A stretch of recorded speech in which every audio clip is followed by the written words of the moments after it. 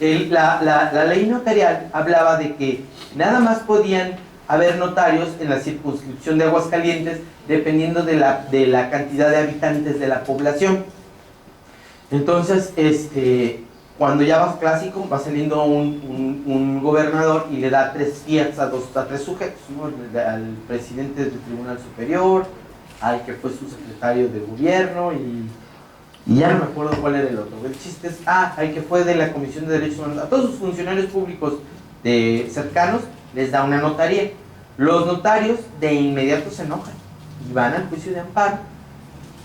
Perdón, primero van al juicio contencioso administrativo, porque no podían ir al amparo. Otro punto importante, a ver, la puerta de ingreso, el interés legítimo, no es una excepción a todas las reglas de procedencia. Tienes que agotar definitividad. Entonces tienes que ir primero al medio ordinario de defensa. No puedes llegar al amparo de primer lugar. La puerta, antes del amparo, tienes que recorrer las puertas normales del tránsito de los procedimientos establecidos ordinariamente. Los notarios van primero ante el tribunal contencioso y demandan y dicen, ¿sabes qué? Impugnamos los fiats que les dieron estos 3 notarios. ¿Por qué? Porque no están de acuerdo a la población y no hay dictamen del gobernador para haberlo dado de acuerdo al sistema que establece la ley del notariado. El tribunal contencioso primero les dice, no, estás loco, no procede, no, tú no tienes interés. Se van al amparo, ahí sí, contra ese acto, se van al amparo, creo que lo pierden en el indirecto, se van al colegiado y el colegiado les da la razón a los notarios y dice, claro que sí tienes interés legítimo, tú tienes una situación objetiva. ¿Por qué puede ser el colegiado en amparo? Pues porque estaban impugnando el acto del tribunal administrativo que les desechó la demanda a los notarios. Eso es lo que estaban impugnando, ese punto estaban impugnando. Entonces por eso el colegiado sí podía estudiar en amparo, porque el interés legítimo era por este lado, por el tribunal administrativo. El amparo no procedía por el interés legítimo, pero estaba estudiando la procedencia del legítimo desde la óptica del tribunal originario administrativo. Por eso sí podía y no había ningún problema, porque eso sí se puede hacer. En casación sí, en casación sí se puede hacer ese estudio y siempre se ha podido hacer. Entonces el tribunal colegiado le dice al tribunal administrativo que está mal, le dice, no, sí, ellos tienen una situación privilegiada frente al orden, una situación particular frente al orden jurídico, porque ellos son notarios y son los que potencialmente se pueden ver afectados de la instauración de otras notarías, y sí están facultados para exigir el cumplimiento de las normas objetivas notariales de Aguascalientes. Claro que yo se lo estoy diciendo entre los renglones, la resolución es gigantesca y es algo muy elaborado, porque para decir esto no lo sabemos decir así, lo tenemos que decir en 40, 50 horas.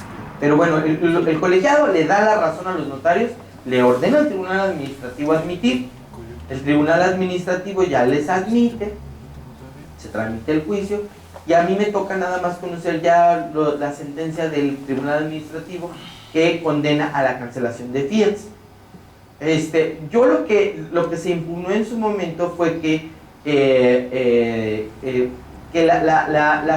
los notarios era falso que se vieran perjudicados y nunca habían probado en el juicio contencioso que sufrieron un perjuicio por la creación de esas 3 notarías.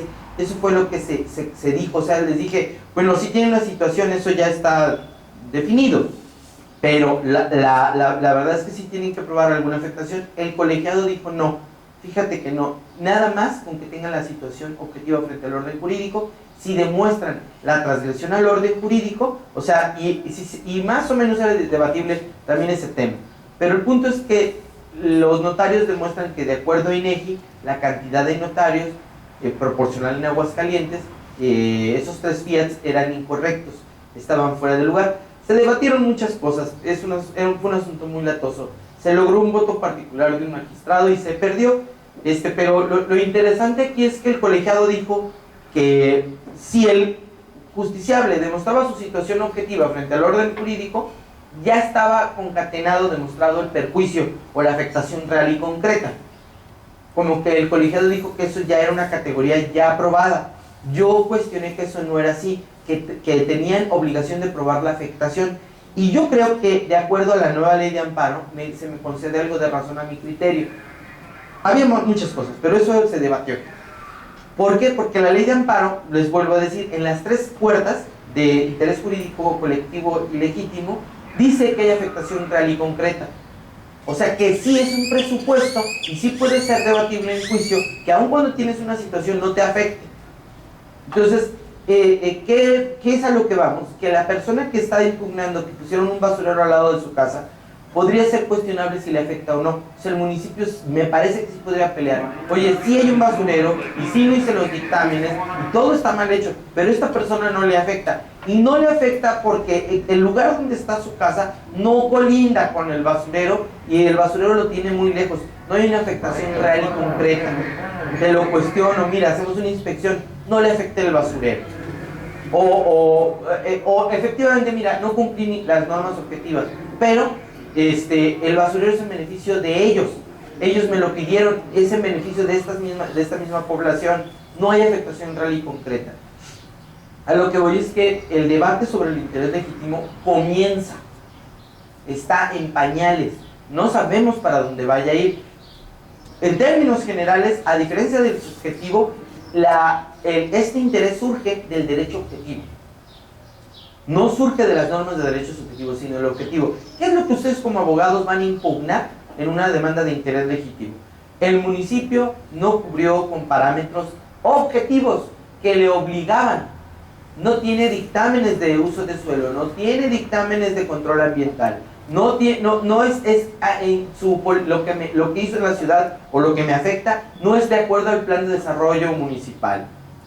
O sea, tienen que impugnar o demostrar argumentos de violación al derecho objetivo, porque lo que les da el amparo o lo que les da el país para que cuestionen, exijan, es el cumplimiento del derecho objetivo, no del subjetivo. Ustedes ya no tienen que alegar, es que yo soy propietario, no, nada más demostrar que están en la situación donde hay afectación, porque el perímetro del derecho subjetivo no da para tanto. Ese era el problema histórico por el que no procedía. Entonces lo que dijo el sistema es, bueno, ya no hablemos de interés jurídico, sino de interés legítimo, a través del cual, bajo una situación particular, con independencia de los derechos, ya no me tienes que probar que eres propietario, sino que tienes una situación material frente al orden normativo, el acto de autoridad, pruébamelo y te procedes tu demanda de amparo, pero vas a tener que exigir no derechos subjetivos, sino derechos objetivos de cumplimiento. Volvamos al caso que les platicaba de Ensenada. Tú no me puedes, señor del terreno que le quitan su jardín, los jardines que eran varios, tú no me puedes exigir en interés legítimo que te proteja tu posesión o propiedad, porque por interés legítimo yo no conozco de derechos subjetivos, yo conozco nada más de cuestiones objetivas de la autoridad. Y a mí, la autoridad en este momento, objetivamente lo que te afectó fue la notificación. La notificación que con base al derecho objetivo realizó mal y va. Entonces te procede por ese motivo. Pero no van a poder cuestionar ustedes derechos subjetivos, no lo confundan. No van a poder hablar de derechos de propiedad, posesión, sino de incumplimiento de normas objetivas que ordenen a la autoridad a actuar de determinado modo. Para eso se requieren abogados que tengan capacidad de estudio de las normas administrativas. Si ustedes quieren comprar el interés legítimo con derechos subjetivos clásicos, pues se van a equivocar, porque el sistema no es por ese lado. Lo que te da acceso, insisto, no es a que protejas tus derechos subjetivos, sino la actividad del Estado conforme al orden normativo. Eso es lo que te permite impugnar. Si ustedes comprenden más o menos esto, están ya dentro de una dinámica de lo que es el interés legítimo. Entonces, bueno, esa es más o menos la idea del interés legítimo. Sobre el colectivo, el interés colectivo, tenemos un gran problema gigantesco en el interés colectivo. En el país, esto es demasiado novedoso, es demasiado, ¿cómo les diré? No hay capacidad de nadie, así de sencillo. Poder Judicial hace poco hizo un curso de acciones colectivas, hace como 2 años. Ese diplomado ingresamos como 600 y salimos solamente 120, y certificados salimos como 30 30 personas certificadas. Yo pude acceder a la certificación. De hecho, hicimos una publicación que no está al alcance de la población, nada más hicieron 1500 libros, donde se explican las acciones colectivas. A mí me toca escribir 2 artículos, fue por jurado, fue un trabajo muy pesado. La verdad no lo quiero volver a hacer, estuvo muy pesado el curso y fue un curso muy vanguardista. Trajeron gente de Brasil, de Italia, trajeron a los mejores del mundo.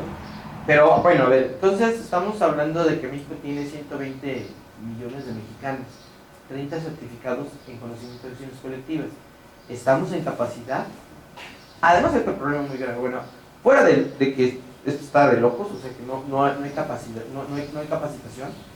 Las universidades no tienen sus programas, no hay una universidad en el país que maneje acciones colectivas. Las mejores del país, no creo que ni siquiera el ICAR, nadie maneja acciones colectivas aún. Hay otro problema, la ley de amparo no trae preceptos reguladores de las acciones colectivas, nada, o sea, lo pusieron, pero no pusieron nada de las acciones colectivas en la ley de amparo. La ley de amparo, yo les dije que era la del 36, sumada a los criterios, y mucho más sistematizada, mucho más clara, pero la del 36, ni la del 19, ni las orgánicas, ni cuando estuvo en el Código Federal, la ley de amparo nunca habló de acciones colectivas, nadie las conoce. Entonces hay este fantasma en la ley de amparo de las acciones colectivas, que no hay capacidad, nadie las conoce, no sabemos con qué se comen, no sabemos cómo se van a funcionar. La ley de amparo no dice nada, el 107 constitucional no dice nada, nadie sabe mucho de qué es lo que vamos a hacer. Entonces voy a hablar de las acciones colectivas desde un mero punto hipotético, sin ninguna base normativa y bajo con mucha cautela. Deben de tomar los comentarios sobre las acciones colectivas por ese motivo. Miren, parece ser que la ley de amparo, cuando habla de acciones colectivas, dice que se pueden dar por los dos fenómenos, por interés jurídico y por interés legítimo. Esto es muy importante porque quizás por ahí avancemos un poquito. La acción colectiva implica que varios sujetos, un colectivo, que significa un grupo de personas, comparezca a un juicio de amparo. Y podrían comparecer por 2 motivos: por sus derechos subjetivos o por su situación cualificada frente al orden normativo. Pueden ser por esas dos vías. Porque me parece que la ley de amparo no limita la acción colectiva a interés legítimo o a interés jurídico. Entonces, las 2 puertas que comentamos, digamos que se juntan en la otra, nada más que en grupos muy grandes de individuos. Otra cosa que está en veremos, pues es una mera hipótesis, es la siguiente. Si bien la ley de amparo no contiene ningún precepto sobre las acciones colectivas, el Código Federal de Procedimientos sí contiene capítulo especial o apartado especial de las acciones colectivas.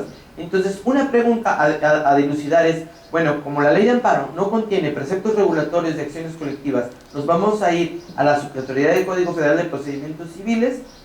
Pues mi pronóstico es que sí, así tendría que ser. Así tendría que ser. La supletoriedad es del Código Federal de Procedimientos Civiles y seguramente el Código de Procedimientos Civiles va a ser como un capítulo anexo a la ley de amparo para las acciones colectivas. En mi opinión, esa es la salida. No saben. ¿Y por qué es la salida? Miren, porque las acciones colectivas tienen muchas características especiales. Por principio, la representación es totalmente distinta a la de amparo. ¿Por qué?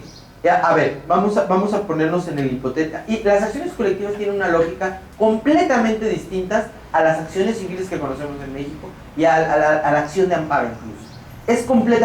Tiene características totalmente distintas. Voy a platicarles algunas de sus características. Primero, la representación. Un colectivo de personas, ¿quién lo representa? Se tienen que formar un comité, se tiene que formar una asociación civil. No necesariamente. La acción colectiva, no recuerdo cuántos individuos son, pero creo que son más de 20. La característica que tiene. Más de 20 ya son un colectivo. Ahora, ese colectivo, ¿quién va a nombrar a los abogados? ¿Quién va a representar al colectivo? ¿con quién me voy a entender? A ver, ok, vienen 20 personas, ¿con quién hablo? ¿Con las 20? No, perdón, no puedo. A ver, ¿quién los va a representar? Bueno, pues que lo va a representar fulanito. Ese representante de ese colectivo va a poder nombrar abogados. Ese representante de colectivo va a poder negociar, va a poder desistirse de la acción de amparo. Ese representante tiene que ser nombrado en una asamblea democrática o en base a un voto. Ese representante tiene que ser genuino del colectivo, y cuando digo genuino es, oye, ¿sabes qué? Esta persona que es el representante y que dice que vive en esa colonia, pensemos otra vez en el asunto de la colonia, no es que no viene un individuo, viene toda la colonia al amparo por el basurero.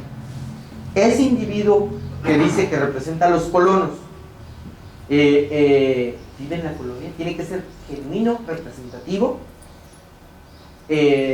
Las acciones colectivas civiles tienen una preocupación en el mundo y en México porque sea genuina la representación, porque la persona que va al juicio sea en verdad un afectado, sea genuino, tenga honestidad. Hay una cosa también muy importante en las acciones colectivas: interesa fundamentalmente que haya honestidad, que haya pureza, por decirlo de alguna manera. ¿Qué quiero decir? Las acciones colectivas son muy peligrosas en México y en cualquier país, porque son formas de intervención del Estado o de la autoridad judicial brutales. Las medidas cautelares en una acción colectiva son muy grandes, son graves. Vamos a poner un caso.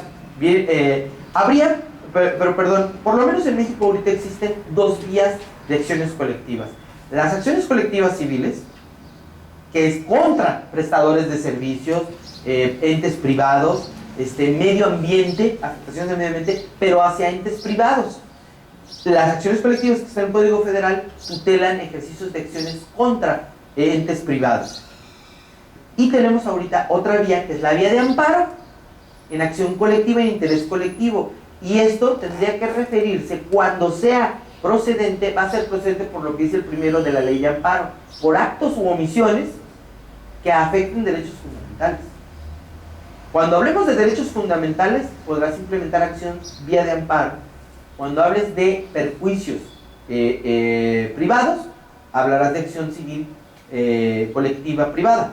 Habrá, por lo menos en México, en este momento, dos vías de las acciones colectivas: la del amparo para derechos fundamentales y la privada. Ahora, veamos cuáles serían las diferencias entre una acción colectiva y, bueno, porque ustedes se preguntaron, bueno, pero esto, pues, ¿qué tiene de raro? Porque finalmente un colectivo, 20 personas, pues en la actualidad no estaba limitado al amparo para que lo promovieran 20 personas. ¿Cuál sería la diferencia entre una acción colectiva y un juicio acumulado o promovido por más de 20 individuos? ¿Eso qué tiene de...? ¿Cuál es la diferencia? Las diferencias serían estas en principio. La diferencia es que en la acción colectiva, a diferencia del juicio que promueven 20 personas, el juez tiene un papel investigador brutal. O sea, tiene una característica proactiva muy importante en la acción colectiva. Al juez de acción colectiva le va a importar muchísimo la representación honesta, que sea un colectivo honesto. En cuanto advierta que un colectivo está haciendo esto por sacar dinero o por perjudicar, lo va a mandar al demonio y le va a quitar la representación. En cuanto vea que el representante lo que quiere es dinero, le va a decir: te quito la representación. ¿Quién nos representa? Inmediatamente. El juez, la acción colectiva va a tener medidas cautelares mucho más grandes que la suspensión tradicional.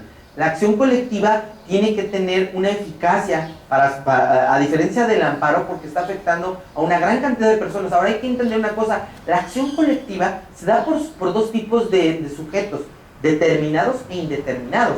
¿Qué es lo que quiero decir? Que si la Asociación de Colonos viene al amparo en acción colectiva, está representando, fíjense bien, no a los 20, está representando a toda la colonia, al grupo colectivo indeterminado de individuos, incluso no de esa colonia, sino de todo el perímetro afectado por el basurero. Por eso es bien importante la representación, porque la representación del colectivo no es de esos 20, es de todos, de toda, es una comunidad. Entonces, si tú, por decir de algún modo, en acción colectiva civil, privada, demandas a, vamos a suponer, vamos a suponer que tú demandas a la empresa automotriz, armadora, que genera un ruido espantoso. Al lado de tu colonia pusieron a la armadora, y no se puede circular en la mañana porque están todos los camiones y todo el tránsito de partes. Hay un ruidero, tienen un basurero porque el municipio no les recibe basura, entonces un terreno de ellos lo hicieron basurero, ahí ponen todos sus desechos. Es una colonia donde hay niños, donde hay una escuela, y todo esto se ha tergiversado, pues está causando molestias muy graves a la población. La medida cautelar inicial del juicio puede consistir en, desde cerrar esas vías: señor empresario, esta vía no me la tocas de la colonia, oye, que no tengo yo por dónde ingresar. Una medida cautelar colectiva puede acabar con una empresa. Puede en un momento decirle: este producto no me lo sacas, o me le quitas este elemento que puede ser dañino para la población. Oiga, pero es que si yo le quito ese elemento, yo ya no puedo sacar el producto del mercado al mercado extranjero. No lo sacas. Y es que si yo no lo saco, la empresa se quiebra y pongo en la calle a todos mis trabajadores. Son efectos grandes. En Norteamérica las acciones colectivas dan pánico. O sea, en Norteamérica son los que ponen a temblar a las empresas. Pueden destruir empresas. Son acciones muy delicadas. El caso, nos comentaban en el curso de una acción colectiva en Argentina, constitucional, o sea, de amparo, de tipo amparo. En esa acción colectiva, un colectivo de reos viene y demanda y dice: ¿sabes qué? Las condiciones de las prisiones en Argentina son inhumanas, lo pruebo, y se ampara a todo el colectivo de reos de toda Argentina. Y se les dice, se le pone un término: o tienes condiciones humanas para los reos, o lo sacas. Se acabó, no hay de otro. Y es una acción terrible, pues. Ponen en enfrentamiento. Además, en la colectiva no estás amparando a esos 20 sujetos, estás amparando a todo el grupo indeterminado de sujetos. Entonces, hablar de acciones colectivas es hablar de un tema muy grande, muy difícil, y tiene características, situaciones muy, muy particulares. Ustedes me preguntarán, por ejemplo: oiga, ¿y cómo vamos a identificar al grupo indeterminado de individuos?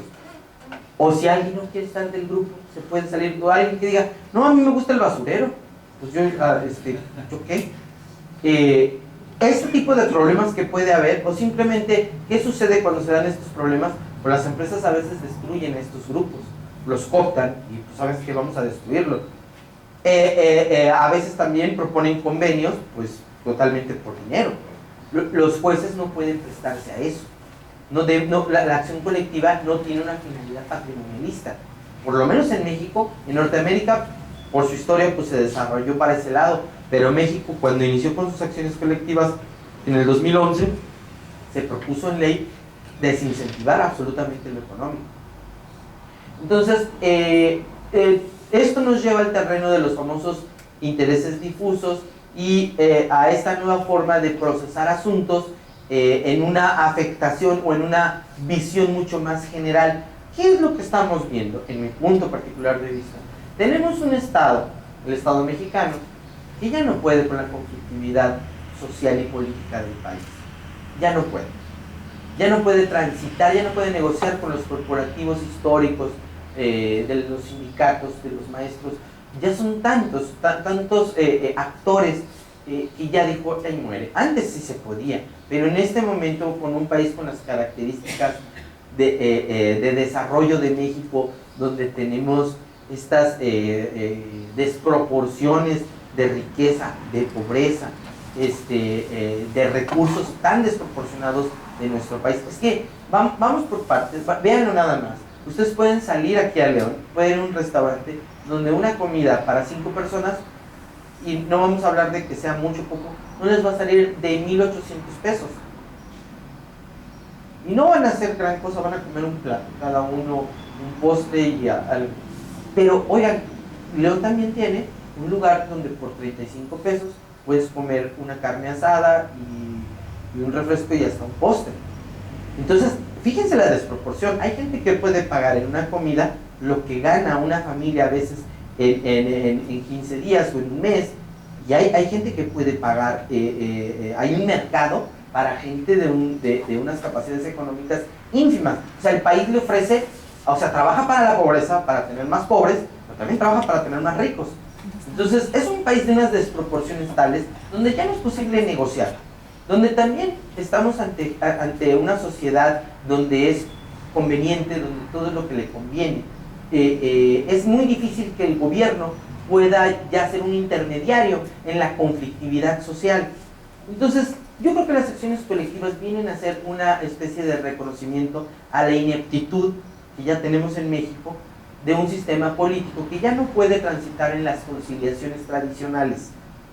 Ya no puede, ya hay una ciudadanía emergente que se siente liberada a veces de los corporativos o se siente cooptada por otros corporativos. Total que esto ya pasó de la negociación política. Ya no pueden llegar a una colonia y negociar con el líder y decirle, mira, no hay problema con el basurero, vamos a ver, te vamos a colocar en el municipio, te vamos a dar una plaza.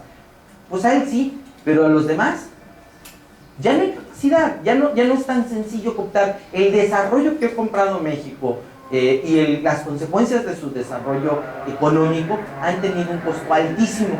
Uno de esos costos es que ya el gobierno deja de ser un agente conciliador. Entonces, esta parte la ha trasladado a las judicaturas para resolver problemas, y es lo que comentan los jueces, que porque dicen, ¿y yo por qué voy a tener que resolver problemas gubernamentales de este tamaño? Vamos a descansar unos 15 minutos.